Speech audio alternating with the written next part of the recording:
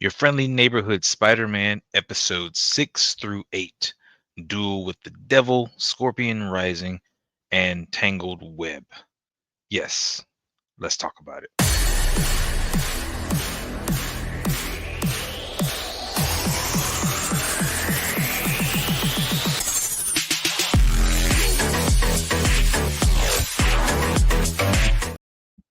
So this is episode 6 through 8, and the story is shaping up pretty good. I like how everything's interconnecting.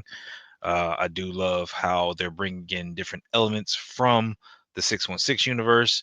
This is obviously a different universe because there are certain correlations and just so some things are still seems to be key events that happen.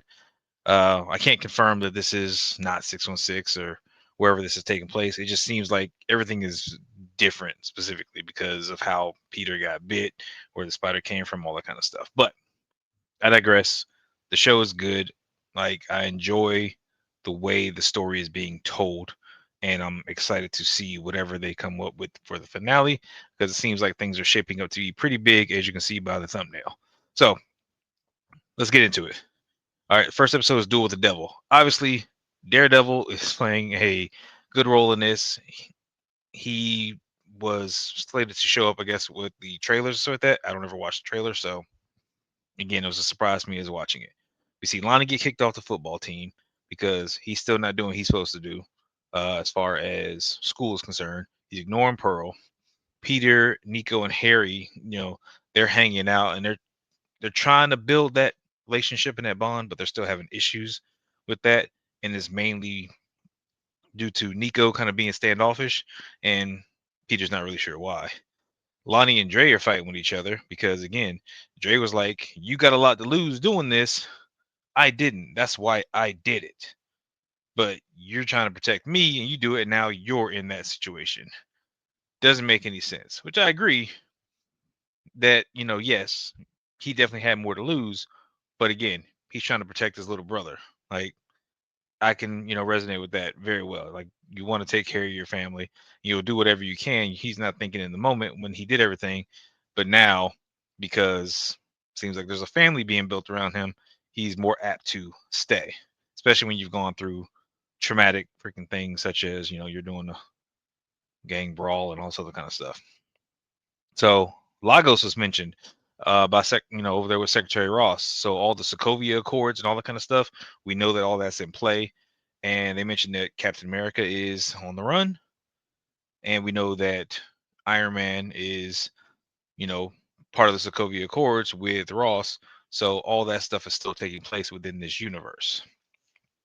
The Superhero Registration Act was actually put into effect, and Norman Osborn actually hands over some information to Ross about Spider-Man. And if you take a look at the tablet, it shows that Spider-Man is John Gallo, which is one of his security guards. So he's passing off fake information to protect Peter's identity, but using one of his security guards. And it's funny because John Gallo is actually Ricochet, a member of the other team, the Slingers, which you gotta look up the Slingers with Prodigy and Hornet and all that. Like again, this is a cool team. They may come into play later on.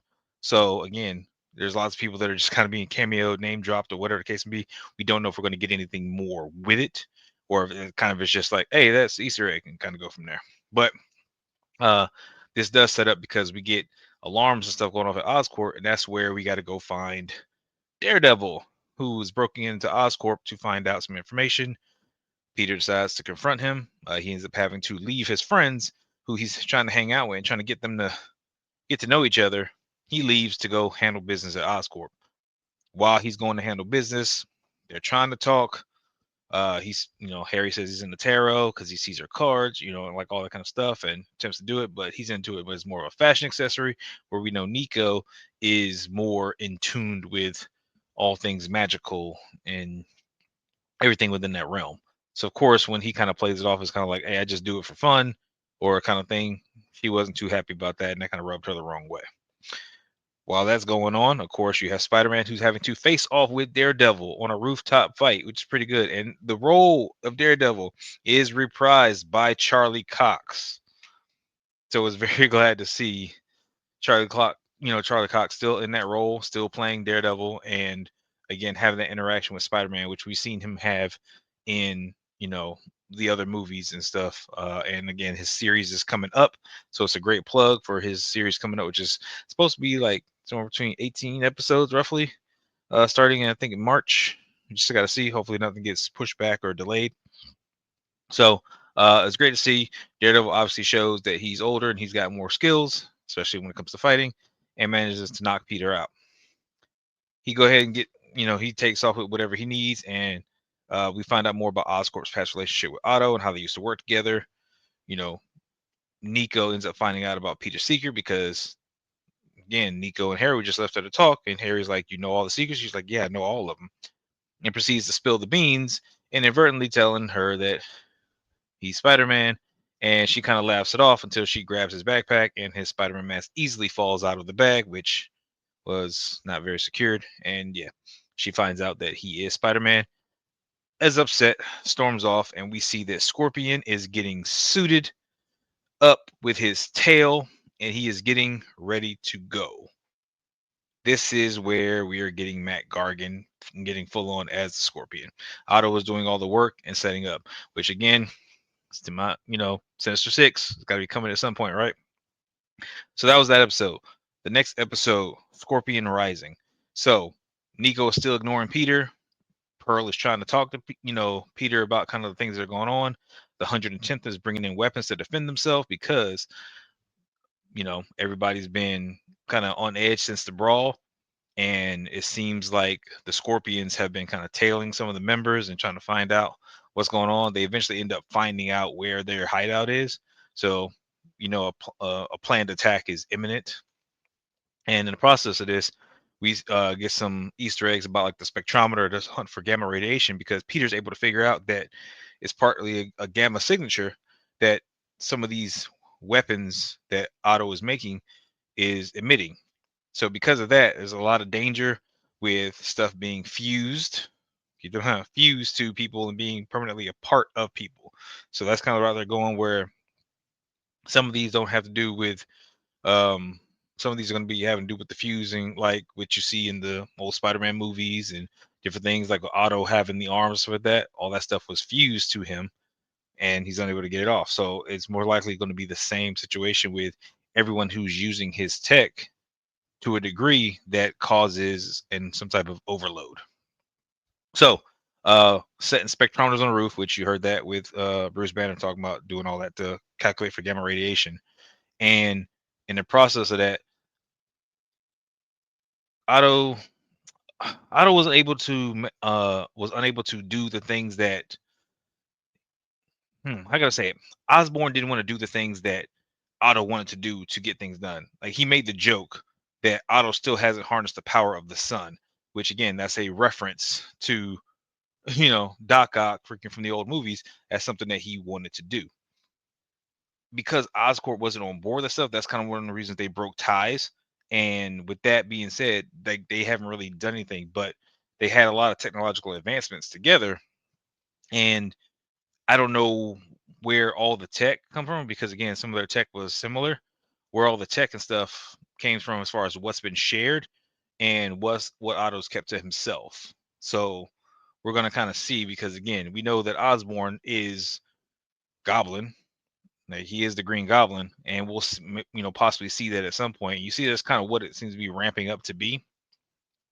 But again, how much of Otto's tech is going to be involved in that, or how much is it just Oscorp's tech because they were working together? So that's one thing I'm curious about. But Peter figures out the gamma radiation source, and they're basically tracking it all over town, trying to find out where he's at, checking for hot spots and all this kind of stuff. Harry goes to talk to Nico, try to have a heart to heart. They eventually kind of get over their humps, and she still mentions that she's mad at Peter, but after Harry and her kind of squash things, especially him buying her food and teaching her how to drive and her winning a street race, like a lot of little fun stuff, they're having a good moment, and it seems like they're on a good accord now. But again, she still got to deal with Peter, and she got to deal with that in her own way, and Harry is aware of that. Spider-Man is still running around searching for the Gamma Outburst, and we basically end up seeing Pearl confront Lonnie at the gang base because she got a call from Dre explaining everything that happened. So Here's my thing. It's like, you know, okay, you're working in this neighborhood, you probably know, okay, that's where the gang hangs out. We don't go there. That's pretty obvious. It seems like instead of following the Scorpions following them around, they probably could have shook someone down to find out the information where the base is at. But either way, she just strolls right into the base like it ain't nothing. Like this is a gang. And you think just because you're mad at your boyfriend, it gives you the all access to do whatever you want with that. Like she could get taken out real quick. And that's almost what happened because Gargan decides to attack the base. He comes in and he's doing damage. And Lonnie tries to be brave and do it, but he's still scared. Pearl's still scared. Freaking Donovan is getting tossed around. Eventually, they all run and escape to get out. Whoever didn't get taken out, they all escape because Spider-Man comes in to save the day and is fighting Gargan to the best of his ability. And while he did manage to stop him, Gargan did that overload thing I was talking about earlier, and that stuff starts to fuse. You see like the veins and stuff popping out, like everything's starting to fuse to his body, and he is really attaching to everything. So we see the boots with the scorpion, kind of toe claws and stuff like that. We got the big tail that took up everything. Spider-Man runs out of webbing, which is a classic thing, but he doesn't have any more. And again, this is a learning process for him. He's still a young kid, so he's not going to think to carry a bunch of extra web fluid or you know have any spare things to his suit to be able to utilize that. Okay, what if I can't fight with this? I don't have any gadgets like web bombs and all that kind of stuff. Like he has got to figure it out as he's going along and get better. And that's one of the main things about this Spider-Man I'm liking, because again, it's a building process for him. He's learning. Either way, he ends up taking him out with all the webs. He gets out with all the overload stuff, and then proceeds to beat the living crap out of Peter. Like he is rocking him left and right with no remorse. He even goes as far as to stab him through the chest with his tail. Well, it's through the back. I don't know if it pierces fully through the chest, but he gets him good, and that's a long enough, spike on that tail where I would be surprised if he pushed all the way through. But we do know that Spider-Man has a healing factor to a degree that helps him heal a little bit faster than average, so he should be okay, but it doesn't look like it. The reason this was such a pivotal scene is because, again, it shows that his fighting is not where it needs to be. We saw that in the last episode. We saw that in this episode. He is not really on par with his fighting skills. Norman, who took off the headset thinking that they were done, eventually gets back on it and finds out that Peter's in trouble once he saw that his suit was punctured. Sends freaking the goblin glider, more or less. He sends that to go pick up Peter and get him out of there. And he's able to take him back and help him recover and, do whatever he needs to do. But Matt Gargan still continues to rampage and do whatever he's doing roughly in the streets. So that's Scorpion Rising. And we end up going into Tangled Web, which Tangled Web is where, again, people are having issues. They took Peter's blood. That's the one thing I'm concerned about most. They took Peter's blood when they were checking on him and make sure he's good. So there's two doctors in there that were working on him with Osborn's permission. So they know that he's Spider-Man. Right? Too many people know that he's Spider-Man, which is not uncommon within the universe, so that it happens. Peter ends up, revealing his identity or getting outed by whatever means. But because they took his blood, that's going to be an issue later on, in my opinion, because again, he has superhuman, blood. He's that advanced blood with, whatever's going on within his biology. And now Osborn is able to experiment on that and do whatever, which I think is going to lead to him trying to formulate a better soldier, more or less. And then he's going to test it on himself and become the Green Goblin. My prediction. But Peter's in recovery. His suit's totaled. Osborn, wants too much from Peter, and he's stressing that, with, the entire thing you have to do, you have to be better. You have to be stronger. And if you're not at that level, then we're not going to work together anymore. And that's kind of like, I'm using you for your abilities and your power. And if you're not willing to push them to the max, stop pulling your punches, stop doing stuff, then we ain't not going to work together. That's it. And we know that about Peter. He pulls his punches. He makes sure he's there to help people. He's not trying to destroy someone. He's not trying to end someone. And again, Peter's still figuring that stuff out for himself, that he still wants to help and so with that. But again, Does he want to continue to do it his way, or is he going to do it Osborne's way? So now that's a struggle for him. Um, Basically, he healed up enough to go home. He runs into Connors and his other interns, and his project is working. So he's very happy about that. So that's some good news as far as his internship is going. But he ends up going home, and May and Peter kind of have a heart to heart because Ben's not there, and he would have been a great role model. And it's fantastic to see that dynamic. It's like Ben is not being obscured, but again, he's not being you know for lack of a better term, beaten into our heads and stuff like that over and over again with constantly seeing his death scene and all that kind of stuff. Like we didn't need to see all that. He's gone, but again, he's mentioned in I think within good taste for the show, just to be like, hey, he would have been a good role model for you, so that because Peter doesn't really have anybody to look up to, and that's kind of what he's looking up to Norman Osborn kind of right now because he's young and impressionable. But if he doesn't stick to his guns about being there to help and do what he wants to do, that can pose a problem. So we'll have to see. Um, Doc Ock is working at a computer at this point because, again, he knows what he's done with Gargan, and he's got to figure out what else he has to do to kind of get his plans in order. And we don't really know exactly what his plans are, but he manages to secure 2 ampules of vibranium. So think about freaking back in the Captain America, movie where you see how vibranium was in those little containers with Claw. 2 of those is what it looks like on the screen. So 2 of those ampules was acquired for a sum of money, and Doc Ock secures that, and he's getting ready to go when an arrest team comes in from the government. Straight up kicks down the door, and it's funny because he's kind of just dancing through the warehouse and activating different traps and all this other stuff to get everything done and get out. And we see his arms. They're not attached to him, but we see his arms operating within the warehouse, taking out people, doing what everything they're doing. We see something that looked like a pumpkin bomb, but it's more like a sonic grenade. It really jacked up some of the officers' ears and stuff. So he's got a bunch of tech that he's utilizing that we can see will utilize for other characters that he's probably going to bring into play. But again, his warehouse is being raided, so we don't know how much stuff is going to be taken and utilize, or if he's going to be able to get back any of that stuff, or he's got a storehouse of other stuff. Because he only took like a few bucks in cash and was walking up the door like it was nothing. Like he was not worried about nothing there. All right. But once he got outside and he saw Ross, he was like, okay, you're here. I don't have any money to donate to veterans. I got to keep moving. And then Iron Man comes in and drops down. Straight Iron Man stance, hits the freaking the Iron Man superhero landing. That pops up and just like, yep, here we go.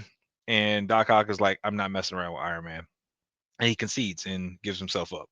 So again, didn't expect to see Iron Man this episode, but again, this just shows you how far Ross's reach is currently with everything that's going on, and we'll see that a bit more with the new Captain America movie, Brave New World, that is dropping next week or this week, tomorrow. Dang, is that time already? Like I'm losing track, but I got tickets for tomorrow, so I'll definitely be checking it out. Um, Peter is back at home recovering, and he is having nightmares. His nightmares are involving Nico Minoru, and just kind of him trying to be better. We see Scorpion, so everything, all the stuff he's kind of been dealing with, all the trauma, all the stuff that's been really stressing him out. All the stuff's kind of coming to fruition in his dreams and bugging him. But we do notice when he wakes up that he's healing better. He's able to get his shoulder out of his little harness there, and he's getting out of that sling, and he's feeling a lot better and stuff. And he decides to call Nico, but he gets voicemail. But Pearl calls him, and he's got to go and work on his science project. But this allows him to get some one-on-one time with Pearl, and they're really kind of bonding back and forth, talking about the Philippines and the beaches and all this great stuff. But Lonnie shows up, and Lonnie shows up to talk to Pearl to kind of let her, check on her, see what's going on. And she's like, "This ain't a good time. We're trying to work on a project, but I got a few minutes to spare." And talks to him, and she lets him know straight up, like, if you're gonna go back to this gang and keep doing this stuff, like, we can't be together. And he was just straight up like, well, guess that's it. And he bounces. And I was like, dude, he is really all in on this gang thing, and he is not playing around. So of course, Pearl's heartbroken. Peter leaves through the window to go talk to Lonnie because she turns around and he's gone. And he's trying to say like, "Hey man, don't do it." And of course, You don't know my life, Peter. You don't know what I'm going through. You don't know what I'm dealing with. Freaking my family needs me. And it seems more and more that his family that needs him is the gang and not necessarily his family at home. All right. That's just what it comes down to. It's like he don't care too much about nothing about any family but the 110th. So that's kind of just a big step in that direction. We see Lonnie, he's turning more and more into Tombstone, which is his nickname and stuff now. And that's just where he's gonna go. All he needs is the chemical reaction that causes him to become Tombstone to really solidify that the rest of the way because he's throwing everything else to the wayside. All right.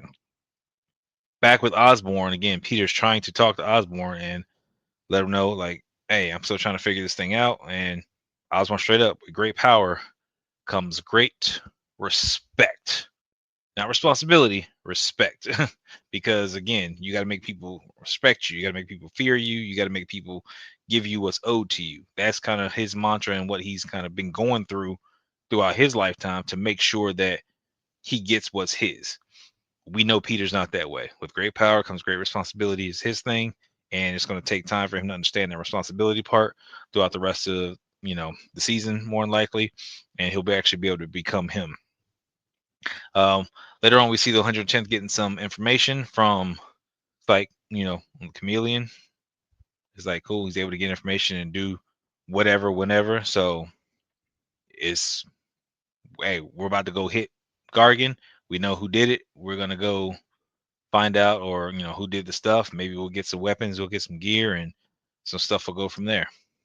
So we'll see how that goes. But Harry manages to, even though Peter's suit is kind of trash, Harry put some word in with R&D and got Peter a new suit.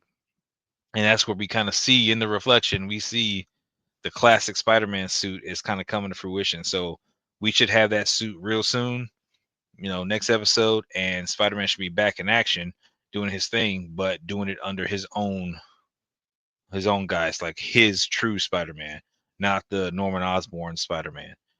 Now, the only question I have is why did they use this line? They have Harry doing the "Go get him, Tiger," and I'm just like, that's Mary Jane's thing. Like, why you have Harry say that? I wasn't a fan of that part.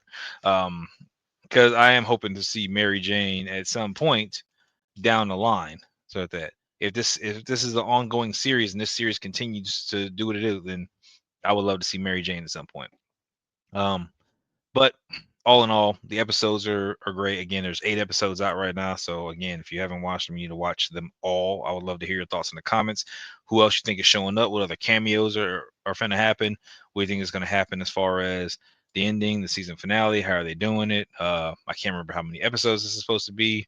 If it's somewhere between 10 and 12 stuff, but more than likely, if it's 10, then they'll drop the last 2 episodes next week, and we'll be done with it, which I think will make sense. To finish it out, and then they can set up for whatever they do with Captain America finishing up, and we'll get all the, you know, we'll get all the movie reviews and stuff from that, and then go on to Thunderbolts and Daredevil, which are slated for the rest of the first half of this year, and then the latter half of the year we're going into other stuff, mainly with Fantastic Four. So that's all I got for this one. Again, I'm really enjoying the show. Make sure you hit that little red subscribe button. I appreciate all you guys, watching, checking us out. But please talk to me in the comments. Let me know what do you think, because again, cameo after cameo showing up, and I'm waiting for Nico to start breaking out her powers. So Tombstone coming into play and getting his transformation. Like, again, I don't think he's really going to be a player as far as a villain or anything that we got to deal with right now, but his transformation I think is going to come in the end season. Nico's powers are gonna, manifest a bit more with that.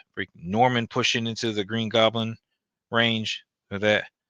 Sinister Six, parts are starting to form, which they'll probably get put together, next season. And then whatever they want to do as far as the other characters like Strange and, you know, Iron Man and Captain America, how they're gonna fold all them in, if they're gonna continue to fold them in as just kind of cameo characters, or they're gonna have a bigger role.